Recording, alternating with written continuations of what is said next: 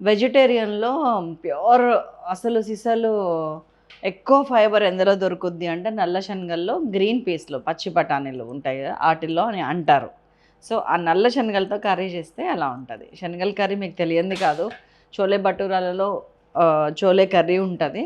కానీ ఒక డిఫరెంట్‌గా అన్నంలోకి అన్నిట్లోకి బాగుండేటట్టు చోలే కర్రీ చేయాలంటే ఇలా చేయండి. మీరు చాలా హ్యాపీ ఫీల్ అవుతారు. So, welcome to Silas kitchen with నల్ల శనగల కర్రీ.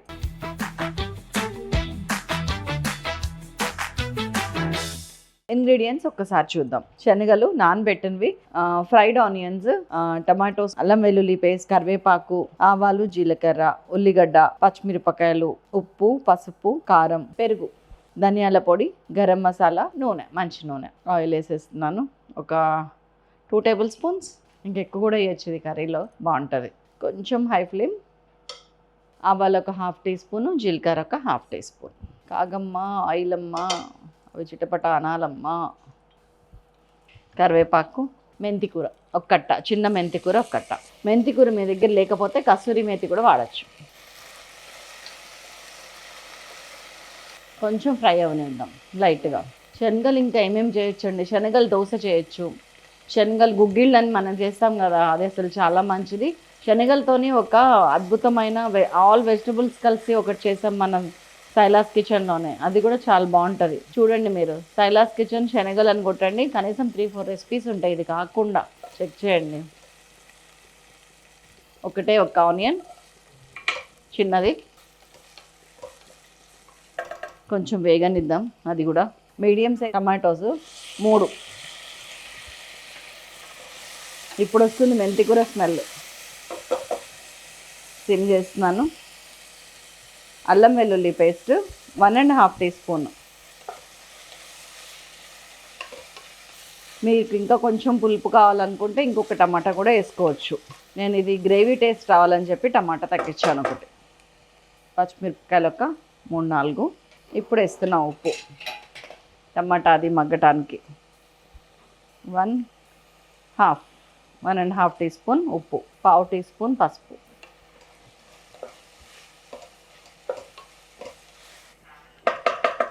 టమాటా అదే మగ్గుద్ది మెల్లగా. ఇదిగోండి, నేను శనగలు యాడ్ చేసేస్తున్నాను. ఇది దాదాపు 200 గ్రామ్స్ ఆఫ్ శనగలు. నానిన తర్వాత, నానక ముందు మేబీ 100 ఉన్నాయేమో, నానాక మాత్రం 200 గ్రామ్స్. నెక్స్ట్ లెవెల్ రెసిపీ అండి ఇది. వెజిటేరియన్స్ పాలిట వరం. Protein, high protein. కారం వేస్తున్నాను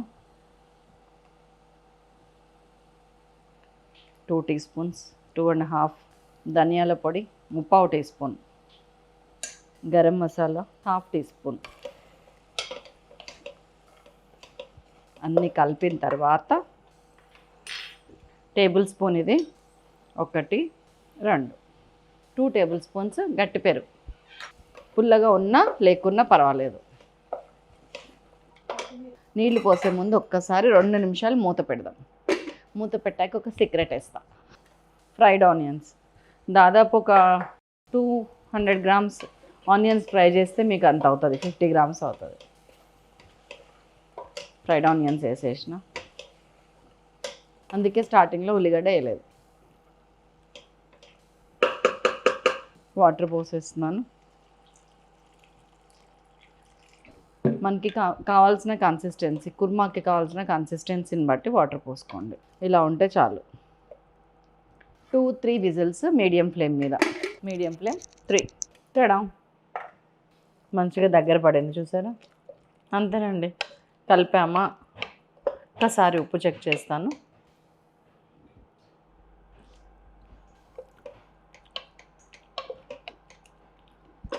కొంచెం ఉప్పు పడుతుంది, వెరీ లిటిల్.